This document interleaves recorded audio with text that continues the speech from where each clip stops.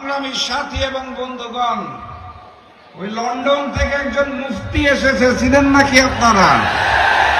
আমি দেখলাম উনি ওনার বক্তব্যে বদরের যুদ্ধে হযরত আয়েশার নাম বর্ণনা করলেন, উনি নাকি যুদ্ধ করেছেন।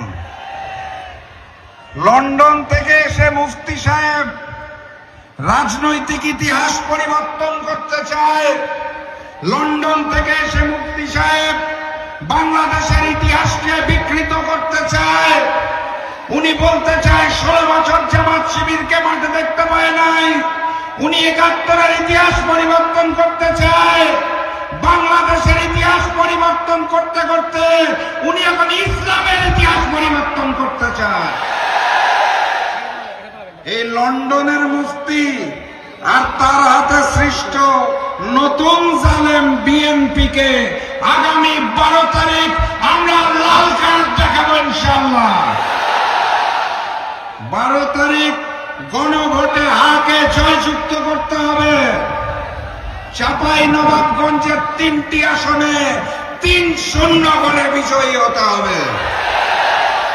আমি বিশ্বাস করি ডাক্তার শফিকুর রহমান যখন প্রধানমন্ত্রীর দায়িত্ব গ্রহণ করবেন, এই মঞ্চে বসে থাকা একজন আপনাদের সন্তান গুরুত্বপূর্ণ মন্ত্রণালয়ের মন্ত্রীর দায়িত্ব গ্রহণ করবেন। কে তিনি? আলহামদুলিল্লাহ, আপনাদের এলাকার সন্তান।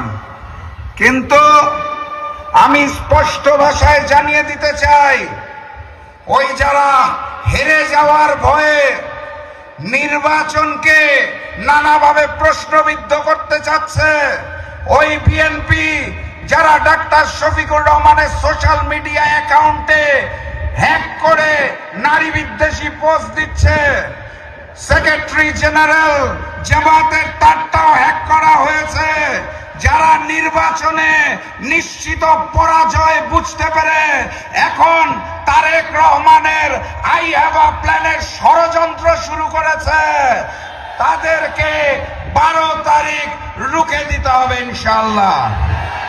11 তারিখ রাত থেকে 12 তারিখ ফলাফল ঘোষণার আগ পর্যন্ত প্রত্যেকটা ভোট কেন্দ্র পাহারা দিতে হবে। পারবেন আপনারা? তাহলে বিজয়ের মার্কাটা কি? আরো জোরে জিতবে ইনশাআল্লাহ। সর্বশেষ কথা বলে বক্তব্য শেষ করব। নতুন বাংলাদেশে নতুন জালেম চলবে না। নতুন বাংলাদেশে ভারতীয় আধিপত্যবাদ চলবে না। নতুন বাংলাদেশ হবে ঐক্যবদ্ধ বাংলাদেশ, ইসলামের বাংলাদেশ, কুরআনের বাংলাদেশ, মানবিক বাংলাদেশ, যেখানে হিন্দু মুসলমান সকলে মিলে আমরা নতুন বাংলাদেশ গড়ে তুলব। প্রস্তুত আছেন? বিজয়ের স্লোগান দিয়ে বিদায় নেই। নারায়ে তাকবীর, নারায়ে তাকবীর। আবারও দেখা হবে ইনশাআল্লাহ। 12 তারিখের পর বিজয় মিছিলে আসবো ইনশাআল্লাহ।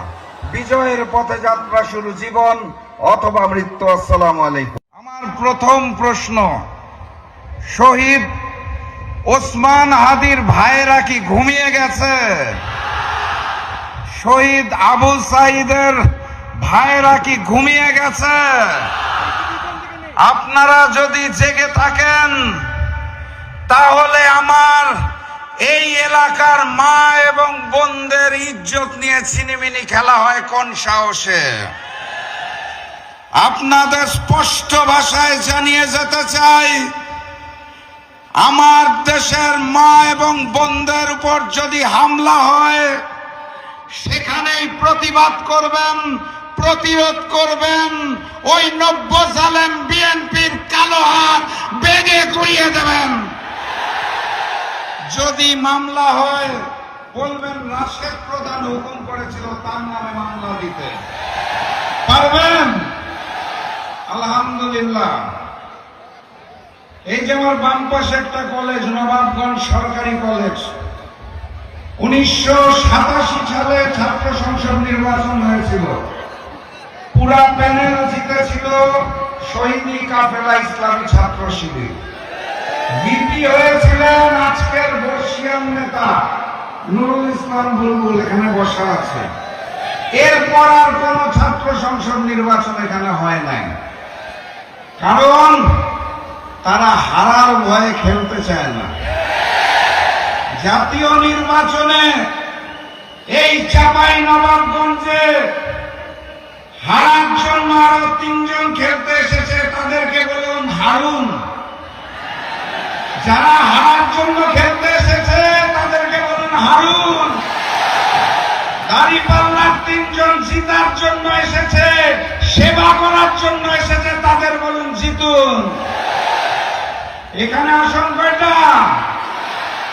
এই 3টি আসনে দাঁড়িপাল্লাকে জয়যুক্ত করে আগামী দিনের প্রধানমন্ত্রী ডাক্তার শফিকুর রহমানকে উপহার দিতে হবে। আর ওই নির্বাচনের দিন আরো একটা ভোট আছে, মনে আছে তো নাকি? গণভোটে গণভোটে গণভোটে সংগ্রামী সাথী এবং বন্ধুগণ, ওই লন্ডন থেকে একজন মুফতি এসেছে, ছিলেন নাকি আপনারা?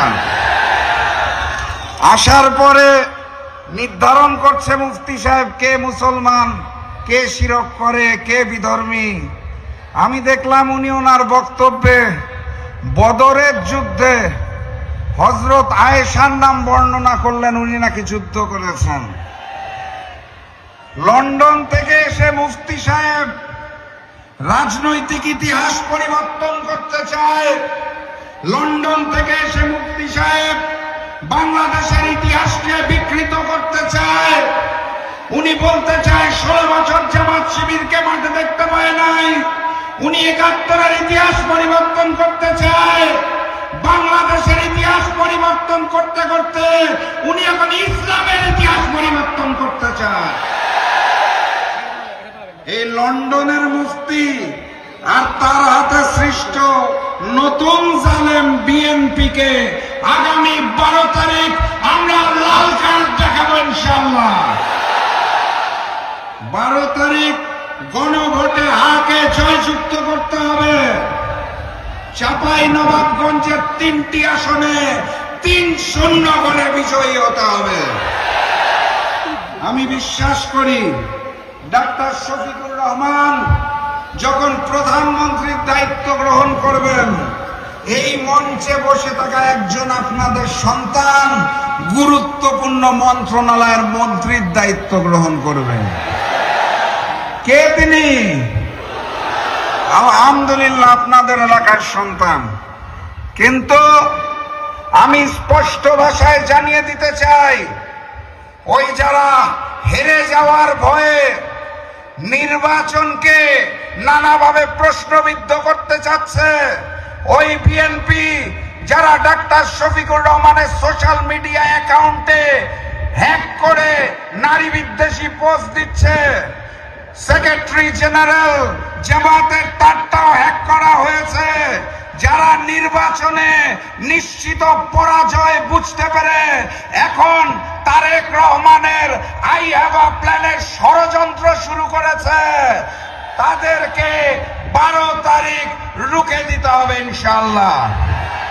11 তারিখ রাত থেকে 12 তারিখ ফলাফল ঘোষণার আগ পর্যন্ত প্রত্যেকটা ভোট কেন্দ্র পাহারা দিতে হবে। পারবেন আপনারা? তাহলে বিজয়ের মার্কাটা কি? আরো জোরে জিতবে এবার ইনশাআল্লাহ। সর্বশেষ কথা বলে বক্তব্য শেষ করব। নতুন বাংলাদেশে নতুন জালেম চলবে না। নতুন বাংলাদেশে ভারতীয় আধিপত্যবাদ চলবে না। নতুন বাংলাদেশ হবে ঐক্যবদ্ধ বাংলাদেশ, ইসলামের বাংলাদেশ, কুরআনের বাংলাদেশ, মানবিক বাংলাদেশ, যেখানে হিন্দু মুসলমান সকলে মিলে আমরা নতুন বাংলাদেশ গড়ে তুলব। প্রস্তুত আছেন? বিজয়ের স্লোগান দিয়ে বিদায় নেই। নারায়ে তাকবীর, নারায়ে তাকবীর। আবারও দেখা হবে ইনশাআল্লাহ।